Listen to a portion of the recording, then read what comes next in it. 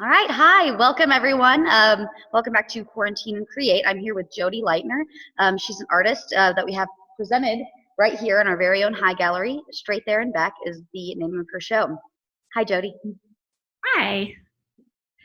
So thank you for being with us today. I just want to talk a little bit about your studio practice first, what it looked like before and what it looks like now. How you doing? I'm doing great. I love studio time, so it's not a problem to have more of it. Right now I am in the middle of the spring semester at MSUB. So during the semesters, I'm always balancing teaching and studio time. I take the day that I don't have any classes, usually as a full studio day, which is helpful. Now, though, it's shifted a little bit since the sheltering and the quarantine. Because you would think I would have more studio time, but it's a little bit different while teaching. So I've definitely shifted some of my practices so that I can learn how to teach online. So I've been practicing with doing some video demonstrations in my studio, which is different. I normally don't try to videotape and capture what I'm trying to teach. It's usually in person. So it's been a fun challenge in that way. Yeah, how has it been for your students? Are they responding pretty well? Are they adapting to the situation pretty well? They're doing great. Everyone just is doing their best while trying to accomplish as much as we can. And there's a lot of conversation and feedback. So I have small classes, fortunately, and we've been doing a lot of video chats just to check in and catch up. And then most of the teaching comes via video demonstrations and narrated PowerPoints and as much like help and assistance as needed. So it puts a lot of ownership on the students to reach out if they don't quite understand anything, because I can't see their faces if they have a confused look on their face. So there's a different type of communication, and it's interesting to see which ones will still reach out via email or leave a message or reach out through the D2L shell that we have for our school. So it changes our interface a lot. I think we all miss greatly the natural conversations that we have and the dialogue that we have and the rapport that gets built in the studio as we're all working together, whether it's painting or discussing an article. I think that's what I miss most about the classroom setting being shifted, is our natural dialogue doesn't occur quite as naturally online. We have a hard time creating question and answer series. So there's a little bit more independent respond to it, a lot more writing versus a verbal processing that we're used to. In studio art, I find it fascinating that we do a lot of verbal processing in order to understand our art. We also do a lot of writing, but when we're first learning, it's so much talking. And for a lot of artists that are introverts, it can be a challenge. And I think that's where the studio classroom can be this haven where students learn how to share their work in a safe environment, where they learn to interact and trust others, where they learn about their process from what others share about them. And that's the part that I'm hoping will not be lost in this transition right now. Right. And fortunately, we had the beginning of the semester where the students really did bond together and create the rapport. And so they are still, some of them, especially upper division, are still reaching out and talking to one another and sharing their projects together. So it's helpful in that way to see that they're taking some ownership too. Yeah, that's very good. That's good. And it's lucky we do have the capabilities of connecting, of right now. Yeah, absolutely. Yeah. So can we talk a little bit about your current exhibit up at the Holter? It's called Straight There and Back. It's being traveled across Montana by the Montana Arts Gallery Directors Association. And right now, behind me is your piece, Gathered, 7 14-foot drawings on Mylar. So can you talk a little bit about that project? Yes, yeah, that project, it's so fun, and I really love it in that space. So it's the first time I think they've been fully extended. So they've been shown in other places that are a little bit shorter, and that's the beauty of them, is that they kind of adapt to their surroundings. So these pieces, ironically, like a lot of pieces in the show have really spoken to our current situation, even though they were made several years ago. They're really about our networks and our communities and how far they are stretched or contracted together. So, the closeness of our connections or the stretchiness of our connections, like how will they really hold together in this network? So all of these rope nets are in various iterations of being like gathered and picked up and gathered and brought together. And I was thinking about that idea for this network, like, what is it like when we bring a community together? How are we being pulled apart because of distance, or how are we being like pulled together because of proximity or similarities? And thinking about that, I made these shortly after moving to Montana. So I was being transplanted to a new place. I was developing a new sense of community, and I was examining my relationships with all of the previous places that I had lived, and realizing that some of them held strong and some of them were stretched a little further. And I would never unknow those people, but I would always have a connection to them. It just might not be quite as close a knot together. So I see these ropes now being really maybe a symbol for our time. Like, what is our ability to gather now? How can we still create a sense of community? And I appreciate what the Holter's doing to like continue that sense of community that the Art Museum has by presenting the work and creating an online presence more, and letting artists share. So that's where a lot of that work is coming from, and where it's what I would hope viewers would get from it.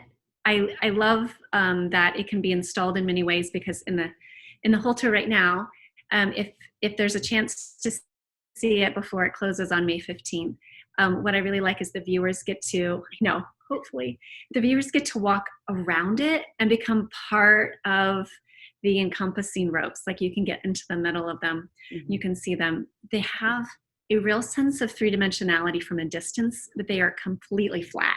Yeah. It is a piece of mylar. It's transparent. It's ink and acrylic on this thin translucent paper, and that's part of the mystery, is that they're supposed to have both a volume-esque quality, but yet it's just paper thin, just like many of our connections. Like, we have to keep them strong. You have to stay connected. Wow. Yeah. What a potent message during our time right now, really. And the mylar itself, I mean, it's so beautiful when you walk through. I mean, the ropes, the drawings are moving with your wind. And that's something that I really enjoy about it. And that's what I hope people can come into the museum before May 15th and see it, because it really is, there's nothing like it in person.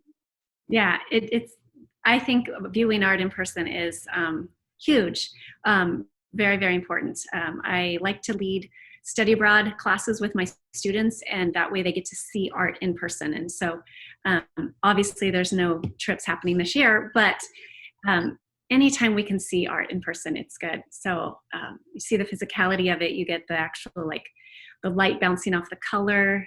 It's very, sensory, a lot more sensory experiences. Yeah. Well, I know that we are going to do a little screen sharing. Are there some specific pieces you want to pull up and we can talk about a little bit? Yeah, let me share some images so you all can see what we're talking about. I first want to talk about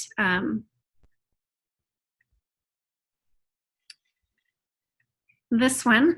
It's a little one in the, where is it located in the gallery, Rosemary? It's just right behind me as you walk into the left. You can't see it right now, but as soon as you walk into the room, it's to the left. Okay, so it is along the wall in the high gallery, and it is still space for waiting. And this piece, it has 3 chairs that are seen from above, so you're seeing where we sit. I have used chairs frequently in my work to stand in for presence, for a figure, for space, for our personalities. And so these 3 specific chairs came from my grandparents' house after they were selling the farm and it was all moving along. And I was taken with the thought at the time that, like, we need to make sure that we have room for this transition, right? And so this transition is about, like, waiting for things to happen. And so the chairs represent the space where we wait for things. Like waiting rooms always have chairs in them, right? Because we're not very good at standing. We get impatient. When we're going to chill or we're going to like take a break, we frequently sit down. And so like waiting is not just resting, but it's active. And so like the chairs are sort of in active mode from the top. You're expecting something to land on them, but they just sit in the space waiting for somebody to use them. So that's where some of the chairs come from, and the environment then represents this idea that there's there's light strings, which could indicate party, but it also indicates just like space that's been created to commune together. And that's what the chairs are doing, whether they are themselves the figure in the piece or whether you see them as the space for the figure to come and interact with another one. So hopefully they all get filled. So that's still space for waiting in the gallery. Is there another one you'd like me to talk about? Why don't you suggest another one, Rosemary, and then I'll. Let's see, the envelop series. I'd like Sure. to talk a little bit about that. I see some of the work in the back on the back wall of your studio is similar. Yeah, it is. Let's talk about the.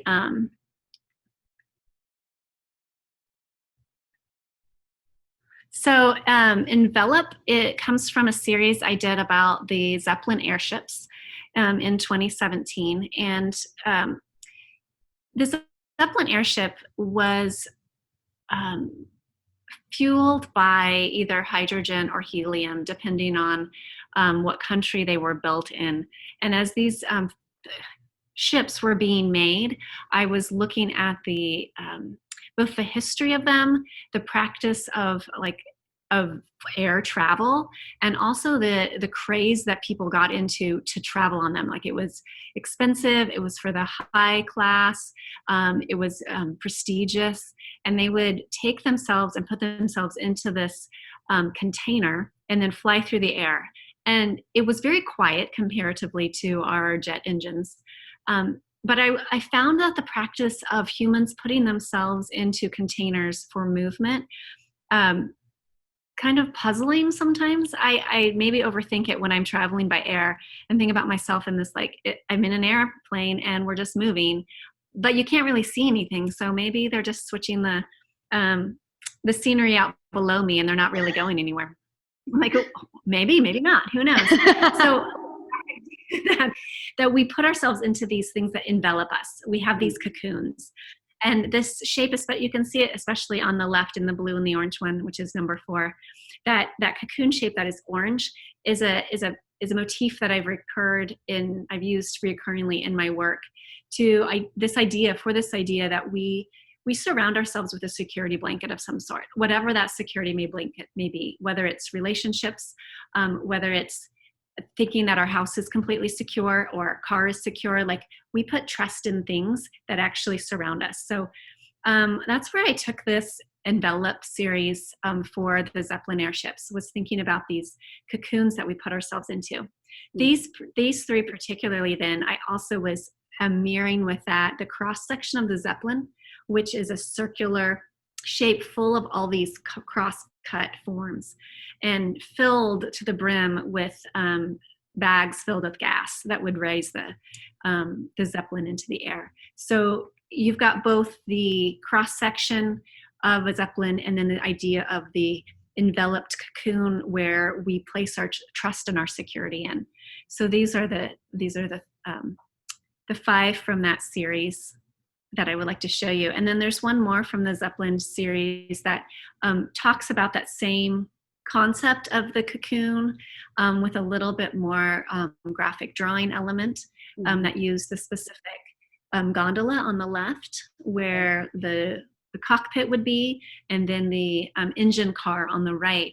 And watching old footage of these films, like the servicemen that would be flying in them would just like scamper up and down ladders all over these engine cars, just hanging out in the middle of the air, high in the air. And as someone who's not particularly fond of heights, I was quite amazed at their ability to kind of clamber all over the outside of this giant balloon. But fascinating history, fascinating history. Yeah, really, really, really fascinating. Thank you for sharing. Welcome. So the entire exhibit, Straight There and Back, is a sort of a sampling of your work from the last 10 years, correct? Correct. Yeah. So can you talk a little bit about Straight There and Back, what that means to you, and what the title of the exhibit is about? Yeah, the title comes from one of the pieces in the exhibition, and I can share it with you in a little bit. And it's the idea that we have an ability to actually think about things while we're in a certain place. So as we are in our mind going someplace, we are actually in two places at one time. So Straight There and Back to me is the ability to mentally disengage and imagine something else in our mind, and then be brought right back to the present. It's the ability to be in two places at one time, or to see two perspectives at one time. So Straight There and Back to me emulates both the ability to look at things from different angles, as well as, maybe mentally envision another perspective while we're in a certain presence. And that's where I was taking it from. Historically, when I talk about this one, I talk about the idea that as a child, I always wanted to figure out how to walk on the ceiling. And so I would imagine the house turning upside down, and how I would navigate between the first floor and the second floor, with the stairs and the ceiling. Like, how would I navigate that movement? And then I would come back to reality and be just lying, with gravity in place. So that's the fun side of the story of where Straight There and Back came from. But there's more thoughts to it always. There's always more to it, right? Yeah. So that's where it came from. And if I can share it if you'd like to see it. Yeah, I would love to. Here is let me share that with you. It helps the viewers, I think. There we go. So this would be Straight There and Back, the piece. And it is a diptych, and both sides of the diptych, the left and the right, I envision as two views of the same location. So you sort of see the punctum, the point where that meets together. Very cool. Thank you. Welcome.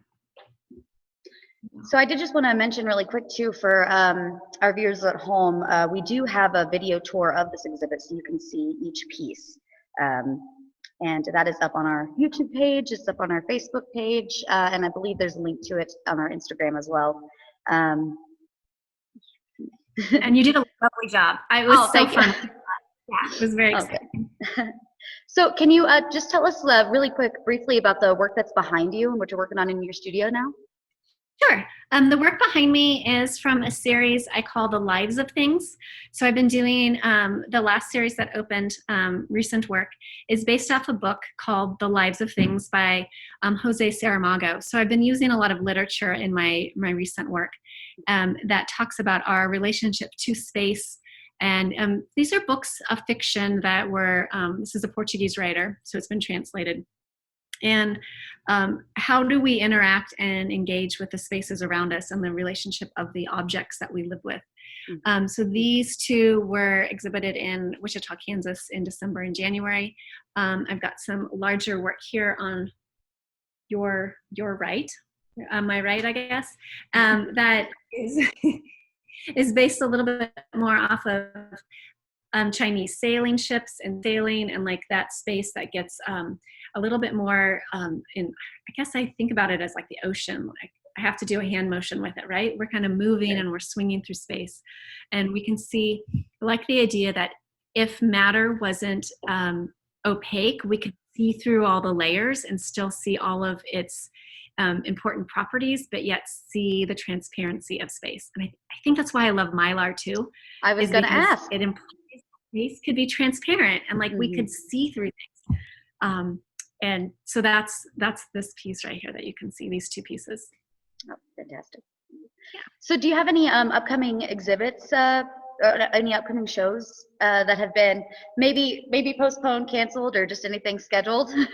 I know Straight There and Back will be traveling across Montana. So. Right. So Straight There and Back is on an ongoing exhibition, and hopefully things will be moving again by May. So, and before that, And other than that, I'm working on another exhibition. So the dates are not confirmed yet, so I'll be sure to let everybody know when that happens. And I'm planning for a sabbatical term in the fall. So I will be spending the time doing some research and some intense studio time making a body of work. And I'm super excited about that season. Fantastic. Oh, yeah. that's so great. Congratulations. Yeah. Well, Jodi, thank you so much again for being with us. I think that the perspective, more detail about your work is really going to excite people, and it's definitely excited me. So thank you again and for sharing a bit about your studio practice during this time. And the Holter is going to continue doing these Quarantine and Create mini-series videos where I will go virtually into artist studios